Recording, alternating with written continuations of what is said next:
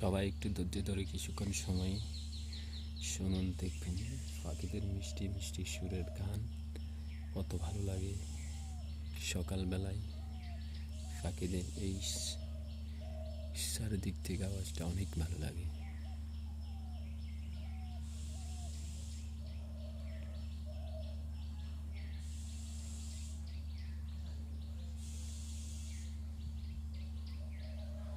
সব পাখিরা জিকির করতেছে আল্লাহর।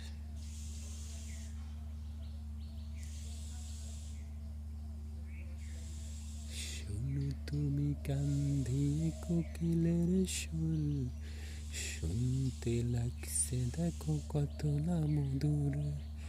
মিষ্টি মিষ্টি ওই দোয়েলের গান, আছে তাতে কি সুধা পুরাণ।